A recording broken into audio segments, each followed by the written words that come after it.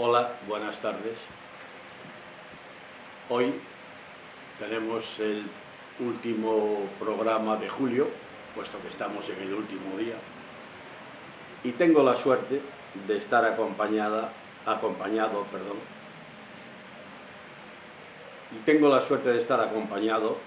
por la señora Marisol Riquelme. Buenas tardes, Marisol. Buenas tardes. Francisco Morales. Buenas tardes, Francisco. Y además tengo una suerte duplicada, puesto que estoy aquí en un local que es de Acción Cultural Miguel de Cervantes, la cual la presidenta es Marisol. Luego la presidente. La presidente, perdón, la presidenta. Me alegra de que me hayas corregido. Me alegra porque usted es la gran defensora del lenguaje que se usaba en España. Que se usa. Bueno, se usaba ha habido ciertas modificaciones en la forma de expresión, de la cual sé que usted no está totalmente de acuerdo. Sí, yo estoy de acuerdo. Un idioma es una lengua viva. ¿Quién habla ese idioma? El pueblo. El pueblo que hace modificar, a medida que pasa el tiempo, va modificando, van surgiendo palabras nuevas, va olvidando otras palabras o no las utiliza, y entonces considero que es algo vivo y que nadie, por sabio que se crea y por lingüista y por especialista, puede dudar y puede evitar. Otra cosa es determinadas palabras, su morfología, la síntesis de un idioma, que esto pues pueden variar los conceptos, pero puede variar el vocabulario, pero no los conceptos. O sea, dicho de otras palabras, antes, fuera de micrófono, usted me comentaba que no está muy de acuerdo en la médico o la médica, etcétera, de este tipo de expresiones. No, porque llegado el momento hemos olvidado generalmente, incluso en las escuelas, se estudia el género femenino, masculino y neutro, pero se olvida que existen otros géneros, entre ellos el género común, que son aquellas palabras que para el masculino y el femenino es la misma palabra, y lo único que varía es el artículo. Y así como en francés necesitan el artículo para determinar el género, en España no lo necesitamos. Y entonces yo considero, primero por eso no me considero la presidenta, sino me considero la presidente, ya que presidente no es un sustantivo, presidente es un participio de un verbo, por lo tanto, no. Y entonces me trae muchos recuerdos de mi infancia, que fui muy feliz, y aparte de esto conviví en muchas partes de Castilla, o la viví en muchas partes de Castilla, y entonces en todas esas partes, pues la médica era la esposa del médico, la notaria era la esposa del notario, la abogada era la esposa del abogado, y entonces yo no quiero ser esposa de nadie, yo quiero ser lo que soy. Me parece que disminuye mi categoría si me dicen esto, la presidenta. Bueno, pues usted es la presidente de la Acción Cultural Miguel de Cervantes. Sí, que muchas feministas consideran que es un honor para ellas el llamarlas, el utilizar el femenino de su profesión. Yo considero que es al revés, que por ejemplo también es muy explicable. En aquella época, en las facultades de veterinaria, incluso de medicina, no en la de farmacia, pero sí de medicina y veterinaria, la mayor parte de los alumnos eran hombres. Por lo tanto, no hacía falta decir la veterinaria porque no existía ni una sola mujer que en aquella época.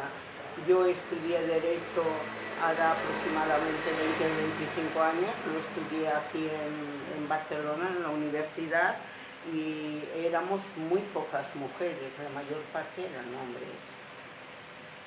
Bien. Perdón, sí. No tiene que pedir perdón. Sí, hay que cortar, corta donde le parezca. No vamos a cortar nada, puesto Sí. que es muy interesante todo lo que usted ha dicho. Por otro lado, tenemos a Francisco Morales. Yo, el director teatral, hace de todo, pero es uno de los grandes entendidos en la lengua de Miguel de Cervantes.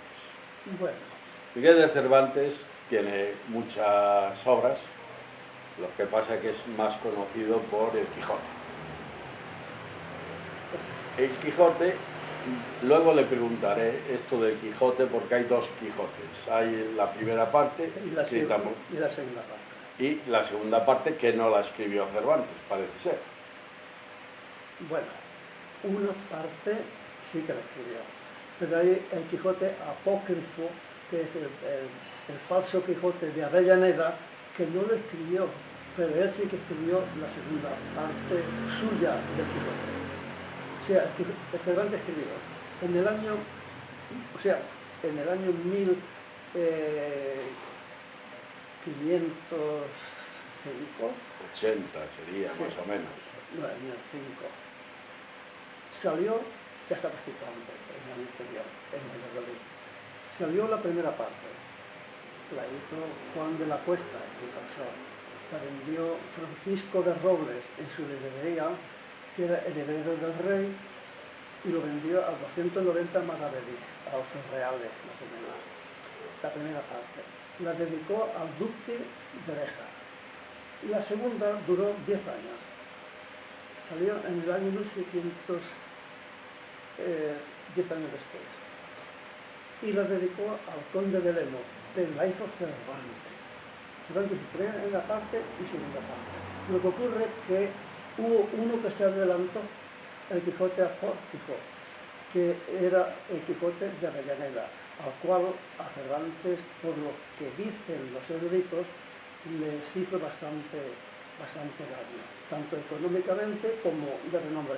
Y también es un libro, el de Avellaneda es un libro también que ha tenido mucho éxito, pero es un libro que tiene bastante, sea el que lo escribió, se ve que era un amigo o enemigo de Cervantes. Como tardó 10 años en escribirlo, lo que ocurre es que claro que Cervantes no era un escritor nato, como Lope de Vega. Él tenía sus trabajos, tenía sus asuntos y él escribía por las noches cuando tenía tiempo. Por eso no coordinaba mucho unos capítulos con los otros. Está lleno de errores que ahora las personas que hablan tanto sobre el Quijote y el Quijote le han explicado letra por letra, están saliendo todos los errores que tenía Cervantes, porque no era un escritor que se ponía a escribir como Lope de Vega y escribía en una noche, escribía una obra. Son dos. Yo recalco y que es la primera parte y segunda parte. La primera al duque de Béjar y la segunda dedicada al conde de Lemos. Muy bien. Entonces, me alegra que hayas metido esta... Además del otro apócrifo que salió, el otro salió en Tarragona. O sea, lo editaron en Tarragona. Y él tenía intención de, cuando estaba escribiendo, dirigir al Quijote aquí a Zaragoza, que eran se hacen unas celebraciones, unas caballerescas, que eran se llamaban de las... Era una obra de caballería. No, exactamente. Bien, pero... Una corrida de cañas, de sortijas, pero cuando él iba a entrar al Quijote a Zaragoza, vio que allá había estado el libro apócrifo, ya había estado allí. Por eso lo dirigió a Zaragoza.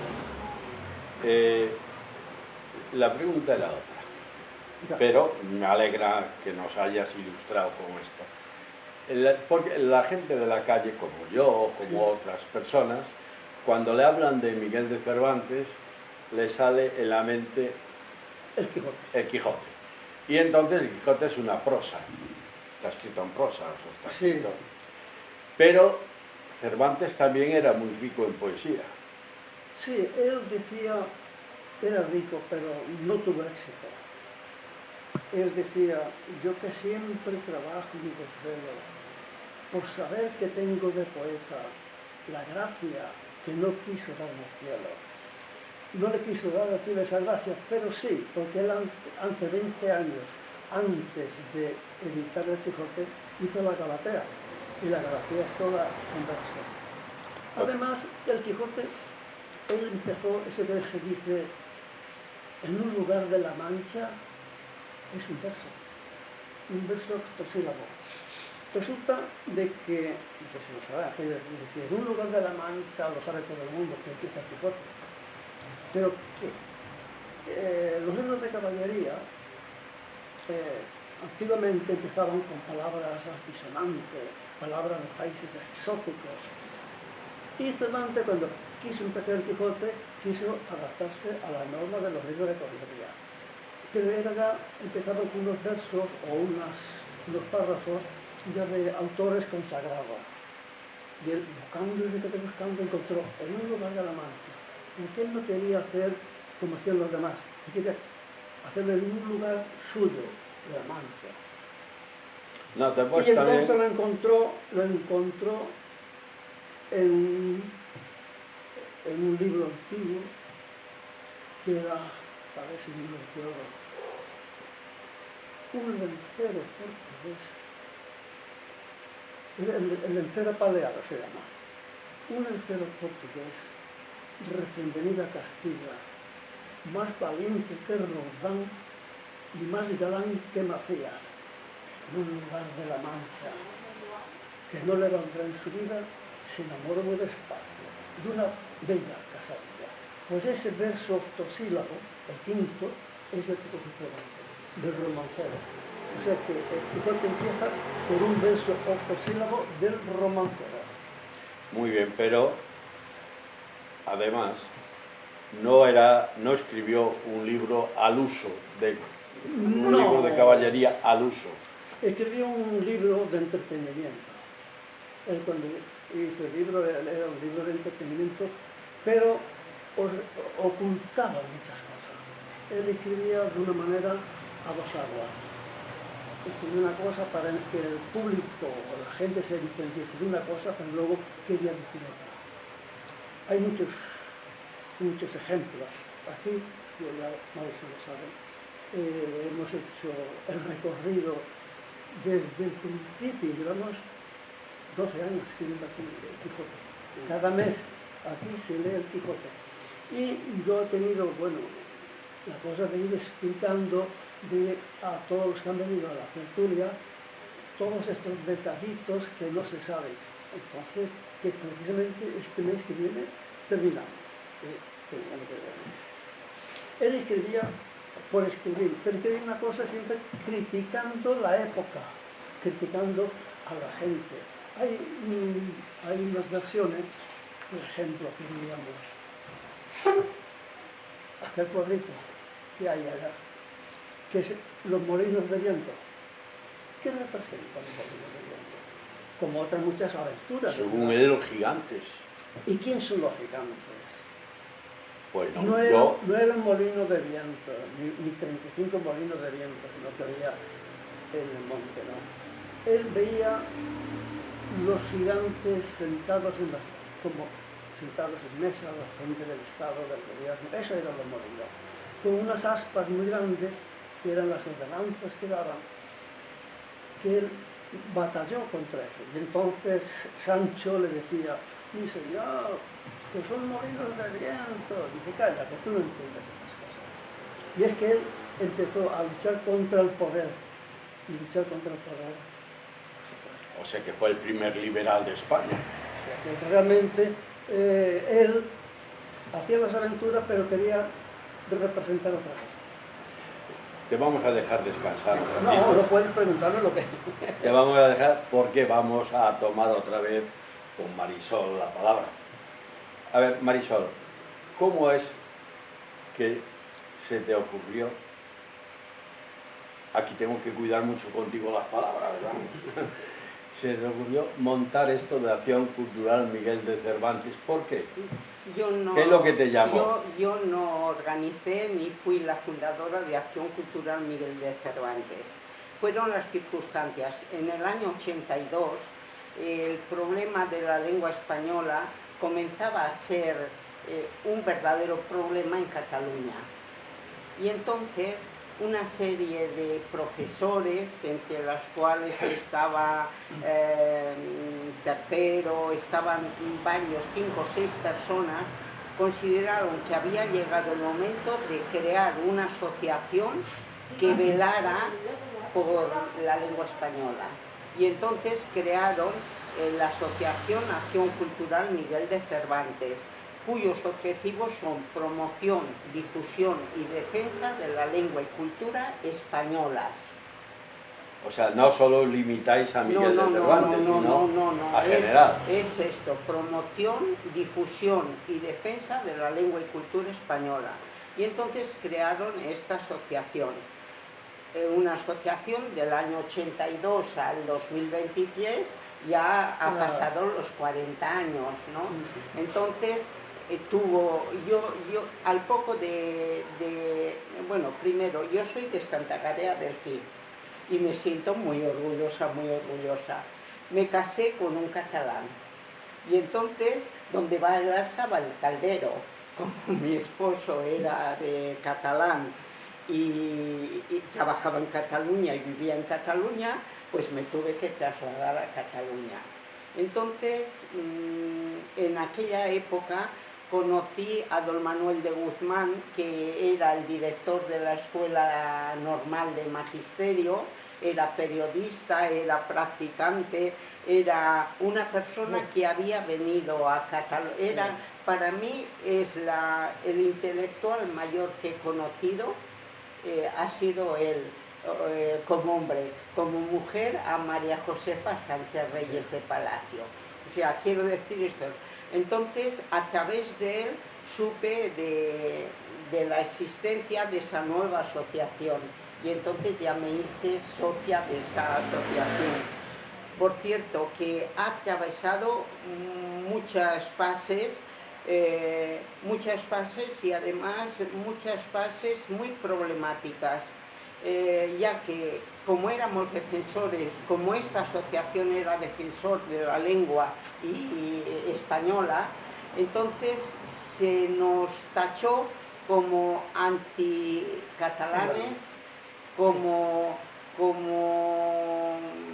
luchadores para imponer la lengua española, discriminando a la lengua catalana, y entonces pues hubo, como si dijéramos, dos apartados. Un apartado de socios que creía que tenían que defender la lengua. ¿Cómo defenderla? Poniendo panfletos, distribuyendo cantidad de publicidad, de propaganda y de todo, pero esto y otros que era la cultura, era la promoción, difusión y defensa de la lengua y cultura española.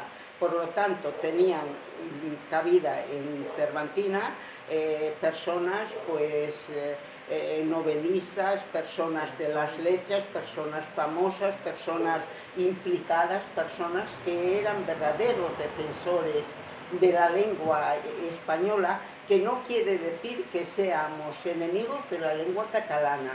Al revés, las lenguas se complementan y consideramos, por ejemplo, que en la inmersión lingüística hubo un grave problema porque cogieron y para huir de la lengua española se dedicaron a comparar, en vez de lo correcto había sido hacer lenguas comparativas, castellano-catalán, como la lengua castellana, que a mí me gusta más decir la lengua española, era la que se daba en educación, pues haber cogido la lengua catalana, la lengua española y haber utilizado todo lo común, partiendo de todo lo común. Por ejemplo, una cosa minúscula, La I conjunción en la lengua española es Y, pero en la lengua catalana es una I latina. O sea, que hubiera sido mucho más correcto esto que no volcarse a la lengua francesa y entonces quitar el pretérito indefinido y ponerlo pretérito perfecto simple, que es una copia del francés. O sea, me refiero que, a mi juicio, esto fue un error para los alumnos, para los profesores y para todo el mundo. Todo lo hicieron por eso. Tal vez les llevó a algo el pensar la lengua española la están dominando todos y sin embargo a la catalana hay que imponerla. Pero hubiera sido mucho mejor que partiendo de la lengua española llegar a la lengua catalana en común. Sí, o sea, a ver, la lengua, tanto sea la española como la catalana, como la francesa, como la italiana, son formas de expresión que hay que proteger. La gallega, hay que protegerlas. Pero una cosa es protegerlas y otra cosa es protegerlas con tanto ahínco como lo están haciendo aquí. Hay que protegerlas puesto que es cultura. Y la cultura siempre hay que protegerse. De una forma o de otra hay que proteger la cultura. Porque la cultura da educación y la cultura además une a las personas. Una persona es más fácil que se unan dos personas que tengan un cierto nivel de cultura que otros que por desgracia no la tienen o no la utilizan. Pero en eso también te doy la razón en todo lo que has dicho, te doy la razón. O sea, tenían que haber utilizado formas de proteger la cultura catalana sin darle tanto ahínco a la expresión. Es que hubiera sido más natural y más agradecido. Yo he sido maestra y por mala suerte o mala suerte yo era de ciencias. Pero resulta que mis compañeros maestros de ciencias y sobre todo de matemáticas daban clases particulares. Y entonces los de lengua española nunca daban clases de lengua española, no, ni de otras lenguas, porque se da ya por hecho de que en la calle, en la familia, ya adquieres unos conocimientos de esas lenguas. Y entonces resulta que justo cuando iba a comenzar la inmersión lingüística y la imposición de la lengua catalana, vino una comisión de compañeros para pedirme que por favor dejara las matemáticas y dejara las ciencias para dar lengua española. ¿Por qué? Pues una sencilla razón, porque llegados los exámenes, ellos eran los profesores a los cuales la familia pagaba, pero yo era la que examinaba. Sí. Y entonces les vino mucho mejor. Hubo un año que me vinieron rogando yo que no lo dejaba, pero al final, por amistad con un compañero que fue de Cervantina y que llegó a los 102 años, le dije, bueno, ya acepto la lengua española. Y entonces me encontré con toda la problemática estaba el señor Pujol de presidente, y me encontré con toda la problemática que surgió entonces hacia la lengua española. Tuve que ver cómo en los colegios, todos los libros, en algunos colegios, todos los libros que eran de lengua española eran desechados. Pero en el magisterio que usted estudió, había una cosa que se llamaba metodología. Era una de las asignaturas más fuertes que había. No, de esto ya también hablaríamos muchísimo. Se lo voy a explicar. Entonces, había una forma metodológica para no tener que andar comparando lo que es el catalán, lo que es el castellano, y en cambio aquí no se ha usado este tipo de metodología. Sí se utilizó, hay muchas cosas que hablar. Era como si dijéramos en aquella época, la programación era general para toda España. Por lo tanto, todos teníamos las... Yo de tal manera que, ¿cómo decirle? Por ejemplo, de la geografía catalana, decíamos, en el Pirineo, Montseny, Montserrat, Montagut, bueno, en la orografía catalana, sí. Eso lo había estudiado, el Montseny, Montserrat, Montagut, Monteperdido y las tres Odores. En literatura estudiábamos absolutamente a Maragall, a Verdaguer, estudiamos a todos. En los ríos me sabía que, bueno, los partidos judiciales, Lérida, Seo, de Solsona, Tren y Viella, Borjas Blancas, Balaguer, además Sor y Cervera. Esto lo aprendí a los 7, 8 años en Miranda de Ebro, que era el colegio al cual iba, porque mi profesora era de Mollerussa, por ahí, y había estudiado en el Pirineo. O sea, me refiero que era más, es los gravísimos errores que se ha hecho el dividir la lengua según las autonomías. Y el mayor error que se ha cometido ha sido la Real Academia de la Lengua, que tenía que haber vigilado desde el primer momento que todos los tratados de lengua y libros de lengua española fueran únicos y iguales, el vocabulario.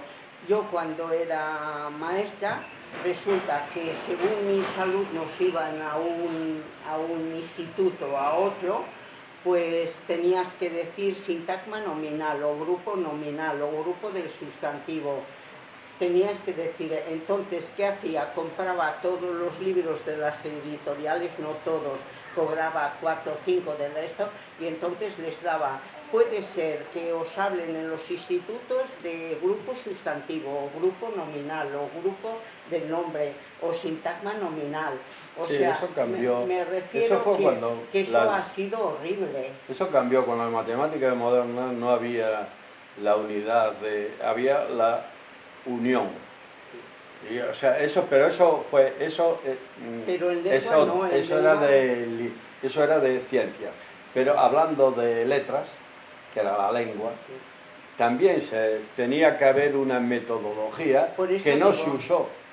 Por eso digo, pero es que además no se usó, pero piense una cosa, la enseñanza general básica se programó hasta cuarto, pero ya en quinto no había programación de esto, lo tenían que hacer en los centros y en los maestros. Entonces, llegado el momento en aquella época, pues, ¿cómo decirle? Cada uno volaba a su manera y volaba tal. De tal manera que cuando yo estudié, yo tengo 88 años, voy a hacer 89.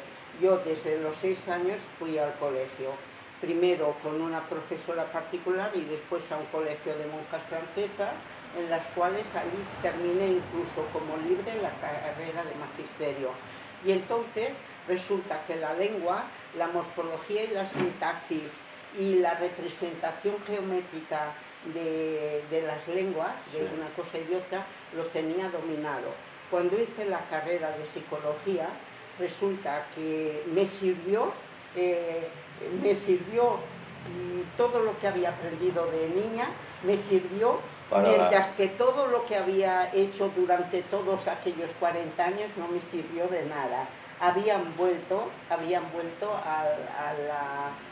la morfología y a la sintaxis. Vamos a repasar.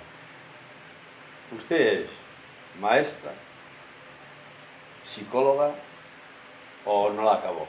No, sí, tengo muy buena nota. Y además derecho. Y además soy por la Organización Mundial de la Salud diplomada en Educación en Alimentación y Nutrición. ¿Y le ha dado tiempo? Y tengo 4 hijos y tengo 5 nietas. Y soy presidente de Cervantina. De la Cervantina. Eso es un ocio. Vamos a pasar otra vez. Vamos a pasar otra vez al señor de la Cervantina. Eso no lo tome una cosa. Si les aburro, les canso.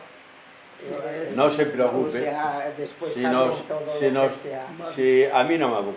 Marisol es una Y persona me imagino que a cámara tampoco, yo sé que va después a andar cortando. Sí, muy- sí, no, muy no, discreto. Pero vamos a pasar al, Sí, sí, Sí. muy a bien. Francisco. Venga. A ver, Francisco, tú tienes un grupo de teatro. Sí, Dentro de la Sociedad Civil Catalana tenéis Sí. un grupo de teatro. Pero, perdón, pero antes hubo un grupo de Sí. teatro Hemos aquí tenido en aquí- Cervantina que hemos actuado en muchas casas regionales y en muchos Sí. lugares. A ver si un día me contratan ustedes a mí. No, Me ya, parece- ya, Mira, Cervantina no. Ya cerrado. el trasponte, aquella plaquita es del trasponte, que era el nombre del teatro y el director era Guzmán. Guzmán. Aquel que tú has mencionado ahora, Sí, que es sí. una personalidad también. Han nombrado a los personajes muy majos. Pero Francisco, ¿me dejas preguntar? Ah, sí. Que si no me dejas preguntar, sigues tú. A ver, el grupo de teatro tuyo. Grupo de teatro, Estás basando muchas obras sobre Cervantes. la mayoría. Entonces, son obras adaptadas por ti. Sí. ¿Qué criterios sigues para la adaptación de estas obras? Pues bueno, es una cosa innata mía. No sigo realmente nada. Un día me da por escribir, como estamos ahora ensayando la Navidad en casa de Sancho Panza, pues yo entonces miro más o menos guiado por la obra de Cervantes, no copio cosas de él, sino me hago yo la idea y formo yo un grupo y o sea, realmente vivo yo cuando escribo esa obra.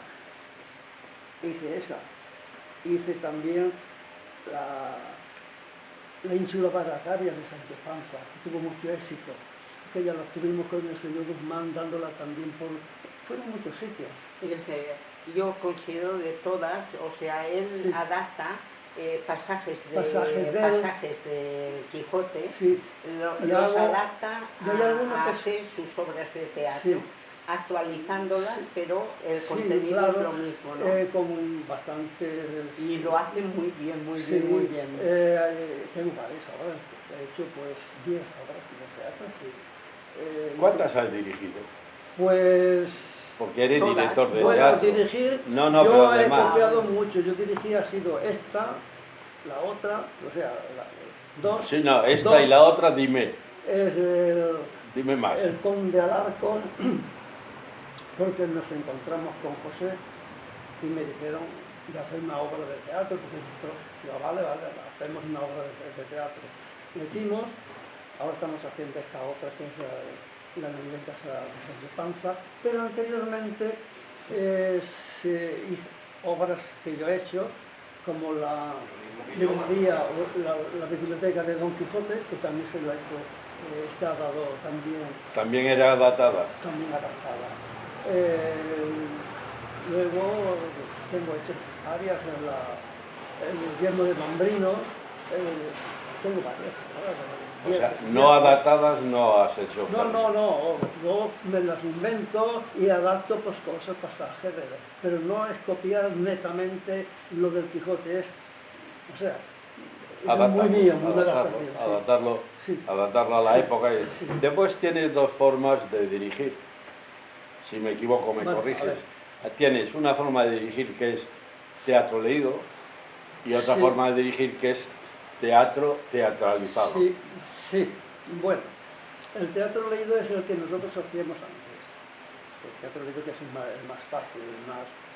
ahora, este otro es más difícil porque los personajes tienen que trabajar más y memorizar lo que es el libreto. Son dos formas. Sí, pero a mí el teatro leído me parece bien, además Sí. es un teatro más entendible, pero el teatro teatralizado, yo cuando lo veo me acuerdo siempre de los famosos teatros griegos, etc. Sí, es más difícil porque ahí, además del habla, concurre también el lenguaje hablado, también concurre el lenguaje mímico, hay que mover a medida que hablas tienes que demostrar lo que estás diciendo. Es más difícil. Que el leído lo lees Sí, y pero pasa. yo te doy la razón de que este teatro teatralizado es más difícil, pero también lo que es te da más, digamos, más fuerza para la improvisación, ¿no? Sí, exactamente. Sí. Puedes llegar a improvisar más dentro de la obra. Sí, se puede hacer, pero yo creo que improvisar mucho no es bueno tampoco. Se ha de guiar uno por el guión que se tiene. Porque si improvisa uno mucho, entonces puedes cambiar el sentido de la obra. Hay que adaptarse. No, bien, improvisar siempre dentro de las normas que de él, en este caso tú que seguías Sí. el director.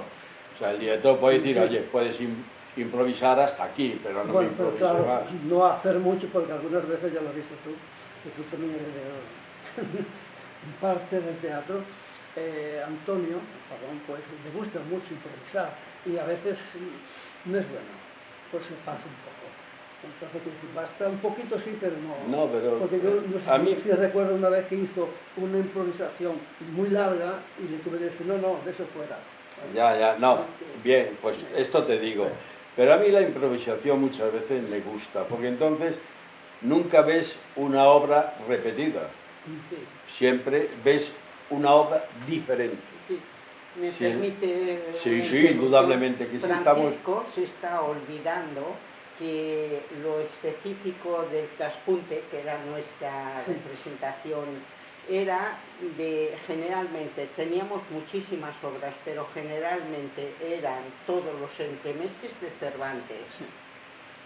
Entonces representamos casi todos, pero segundo, siempre que era leído, pero los personajes estaban en pie, se movían, iban vestidos, o sea, quiero decir que los movimientos era utilizar el papel en vez de la lengua, pero los personajes se movían, intervenían, salían, entraban. O sea, era una mezcla entre una mezcla entre lo que es entonces, teatro claro, leído. Tenía muchísima fama porque todos tenían una ventaja, que el papel no variaba, el papel no se podía variar, pero sí los gestos, los ademanes, y además formábamos un grupo extraordinario.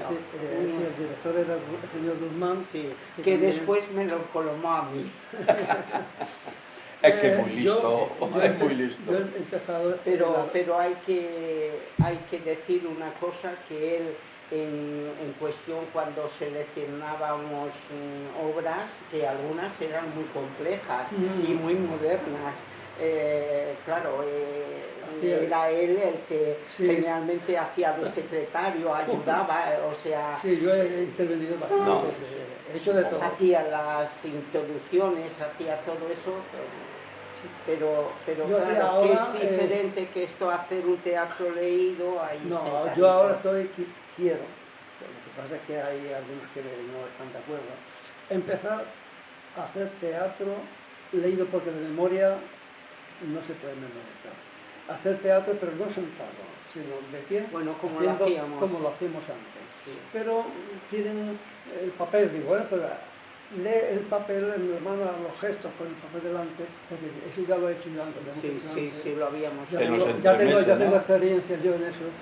Es cuando hiciste los entremeses. Y si los papeles no solamente entremeses, sino también... Pues entonces se dejan los papeles y se para memoria, que lo de memoria. Pero empezar de pie, gesticulando, como si tuviéramos teatro, pero con la ayuda del papel. Teatro leído como... Sí, bueno, y que es lo que hacía. Entonces, y vestidos de... Y él sabía dirigir y todo esto. No, hombre, claro, si el director tiene que saber, si no sería... No, quiero empezar por ahí. Incluso de Muñoz Seca se hicieron varias obras que son complejísimas y con un montón de personajes se hicieron y dieron un resultado enorme. Y fuimos a Tarragona, fuimos a varios sitios.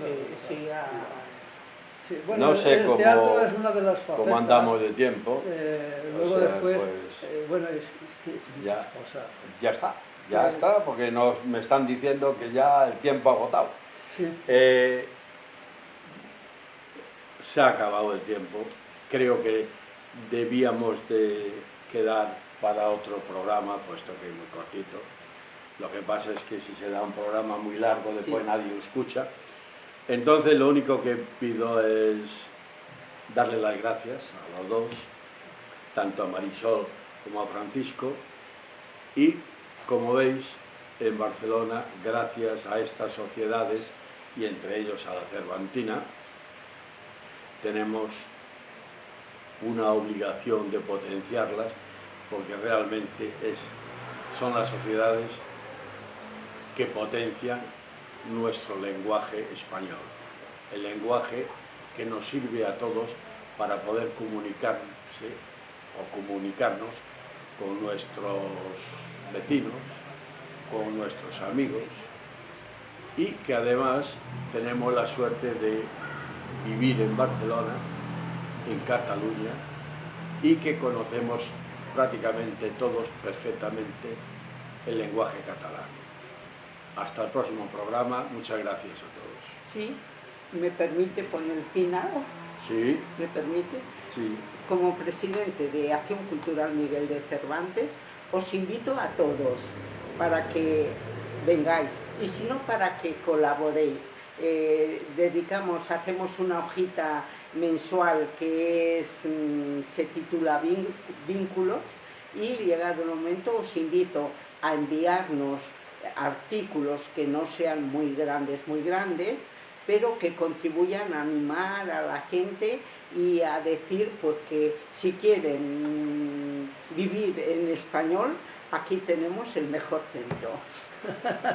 Muchas gracias. Espera que también se despedirá Francisco, Pues mirando. nada, muchas gracias por la atención que han tenido en invitarme a esta entrevista, y gracias a la Cervantina, y bueno, espero que esto sea el principio de otras reuniones y otras entrevistas, porque hay tema para